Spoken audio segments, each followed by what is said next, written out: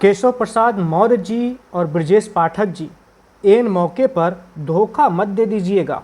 जी हाँ, उत्तर प्रदेश के सियासी गलियारों में कुछ इसी तरह की चर्चाएं हो रही हैं सीएम योगी और दोनों डिप्टी सीएम यानी केशव मौर्य और ब्रजेश पाठक को लेकर। कहा जा रहा है कि केशव प्रसाद मौर्य और ब्रजेश पाठक के बीच में कुछ न कुछ पक जरूर रहा है। एक तस्वीर भी वायरल हो रही है, खूब वायरल की जा रही है। ये तस्वीर बीते दिनों की ही है, जब केशव प्रसाद मौर्य और ब्रजेश पाठक की मुलाकात हुई थी। कहा तो गया कि शिष्टाचार मुलाकात है, बस एक दूसरे की स्वास्थ्य के बारे में, सेहत के बारे में जानकारियाँ लेनी थी, हाल पूछना था। लेकिन दूसरी ओर एक और चर्चा हो रही है, और यह चर्चा है कि नहीं, अंदर खाने कुछ न कुछ चल जरूर रहा है। केशव प्रसाद मौर्य और ब्रजेश पाठक कुछ न कुछ पका जरूर रहे हैं। बता दें कि यूपी में विधानसभा चुनाव को लेकर सियासी माहौल गरमाना शुरू हो गया है। 2027 में चुनाव होंगे। साल के शुरुआत में ही मार्च तक सरकार नई बन जाती है। 1.5 साल का ही ज़्यादा वक्त बचा है, इससे ज़्यादा का वक्त बचा नहीं है। चर्चा है कि योगी मंत्रिमंडल का विस्तार हो सकता है। ये विस्तार 2027 के चुनाव को मद्देनज़र रखते हुए होगा। इस विस्तार में बहुत सारी और बातें होंगी, जैसे अखिलेश यादव का जो सफल फार्मूला है पीडीए वाला, जिससे उन्होंने पिछले साल 2024 में लोकसभा चुनाव के दौरान बीजेपी को नुकसान पहुंचाया था, इस पीडीए फार्मूले को भी काउंटर करना है। इसके साथ ही अंदर खाने बीजेपी में जो चल रहा है, जो टकराव सा चल रहा है, जो अब बहुत ज़्यादा ही हाथ में नहीं है, काबू में नहीं है, सीएम योगी की चीज़ें कहा जा रहा है, उसको भी ठीक करने की कोशिश की जाएगी।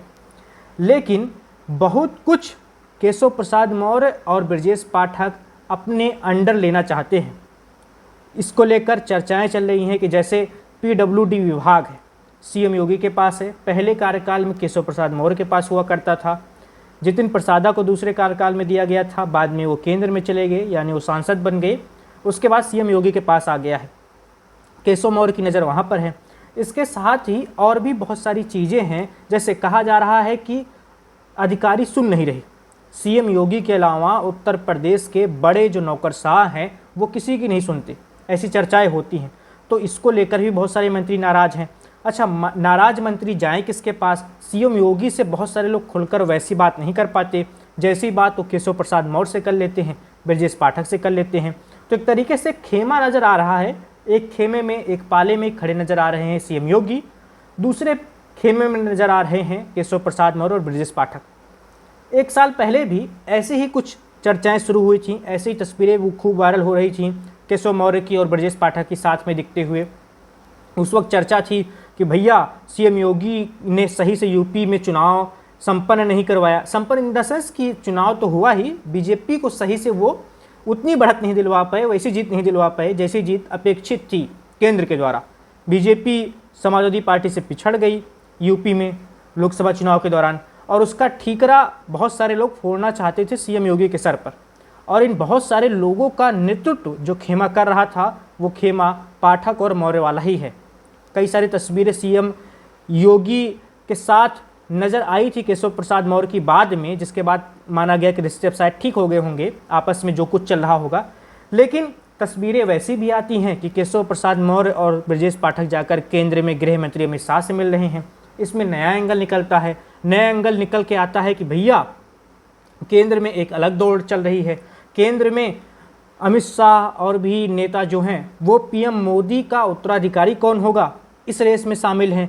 अच्छा, इस रेस में सीएम योगी भी शामिल है, क्योंकि वो देश के सबसे बड़े सूबे के मुख्यमंत्री हैं लगातार 8 साढ़े 8 सालों से। तो स्वाभाविक तौर पर अमित शाह और सीएम योगी के बीच में एक टकराव की भूमिका लोग बनाते हैं। इनके बीच में कुछ न कुछ तो दौड़ बनी हुई है पीएम मोदी के उत्तराधिकार को लेकर। तो जो टकराव, ये होड़, और इसके साथ ही केशव मौर्य और ब्रजेश पाठक का एक खेमा बनाना और खेमे के रूप में जाकर अमित शाह से मिलना, ये सब कुछ बहुत सारे संकेत दे रहा है, बहुत सारी ऐसी बातें बता रहा है जो बातें शायद हमें सामने से ना दिखें, लेकिन अंदर खाने वो बातें चल रही हों। वो बातें कैसी हो सकती हैं कि सीएम योगी के खिलाफ बहुत सारी ऐसी घटनाएं हो रही होंगी, जैसे तमाम मंत्री होते हैं वो अपने इलाके में खुद ही धरने पर बैठ जाते हैं अपनी सरकार के खिलाफ, अपनी अधिकारियों के खिलाफ। तो यहाँ पर एक नई चर्चा जन्म लेती है कि अगर मंत्री अपनी बात मुख्यमंत्री से ही नहीं रख पा रहे हैं, वो अगर अपनी खुद नहीं चला पा रहे अपने ही विधानसभा क्षेत्र में, तो बाकी लोगों का हाल कैसा होगा। तो ऐसी खबरें, ऐसी बातें छन छन कर निकल कर सामने आती रहती हैं। दूसरा खेमा जो केशव मौर्य और ब्रजेश पाठक का है, ये आरोप लगाता है कि सीएम योगी नौकरशाहों पर बहुत ज़्यादा निर्भर हैं। उनके कुछ मनपसंद अधिकारी हैं, उन्हीं अधिकारियों के कहे अनुसार वो चलते हैं और उन्हीं अधिकारियों पर वो बहुत ज़्यादा निर्भर हैं। बाकी किसी की नहीं सुनी जा रही, बाकी सारे लोग असहाय महसूस करते हैं। बाकी सारे जो मंत्री हैं, जो बड़े पद पर हैं, दिखते बड़े पद पर हैं, टाइटल बड़ा है, लेकिन अगर उनसे कोई काम निकलवाना हो उनके किसी आदमी का, उनके क्षेत्र की किसी लोग का, तो शायद वो काम नहीं कर पा रहे हैं। उसकी वजह है कि नौकरशाही बहुत ज़्यादा मजबूत दिखाई पड़ रही है। अभी एक बयान आया था बृजभूषण शरण सिंह का, आप जाकर देखिएगा, गूगल यूट्यूब पर बयान भी मिल जाएगा। उस बयान में वो कहते हैं कि बहुत सारे ऐसे विधायक हैं, बीजेपी के विधायक, सत्ताधारी दल के विधायक, जो डीएम से अपना काम करवाने के लिए उनका पैर तक छूते हैं। तो मतलब अधिकारियों का इतना बोलबाला हो गया है यूपी में, दूसरे खेमे के अनुसार, मेरे अनुसार नहीं, केशव मौर्य और ब्रजेश पाठक के खेमे के अनुसार, कि अधिकारी अब किसी की नहीं सुन रहे। उनको सीधा आदेश मिलता है सीएम योगी के कार्यालय से और वो सीएम योगी को ही असली बॉस मानते हैं। अच्छा, असली बॉस है ही सीएम योगी, मुख्यमंत्री हैं वो, लेकिन बाकी मंत्रियों का भी अपना महत्व है, उनको भी अपनी राजनीति करनी है। अपने क्षेत्र में उनको भी अपने लोगों को दिखाना है कि देखो भैया, मैं मंत्री बना हूँ, मैं आपका भला कर सकता हूँ। वो भला वो कर नहीं पा रहे, ऐसी चर्चाएं हैं और इसी वजह से खेमेबाजियाँ हो रही हैं और इस खेमे का नेतृत्व कर रहे हैं केशव मौर्य और ब्रजेश पाठक। और इसको सीधी ताकत मिलती है केंद्र में केंद्रीय गृह मंत्री अमित शाह से, ऐसी चर्चाएं हैं, ऐसे दावा किया जाता है।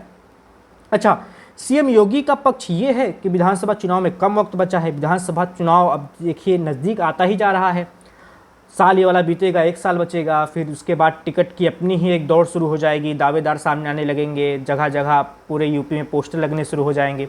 वो सब चीज़ें अभी भी शुरू हो चुकी हैं।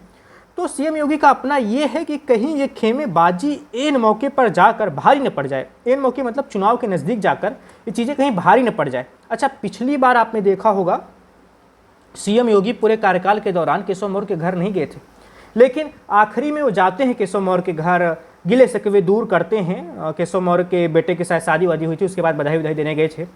तो सीएम योगी शायद ऐसी कोशिश कर सकते हैं कि जो मनमुटाव, जो खेमेबाजियां हुई हैं, इसको थोड़ा कम किया जाए, मनमुटाव दूर किया जाए, सब साथ में आए, क्योंकि विधानसभा चुनाव से पहले सबको साथ आना ही होगा।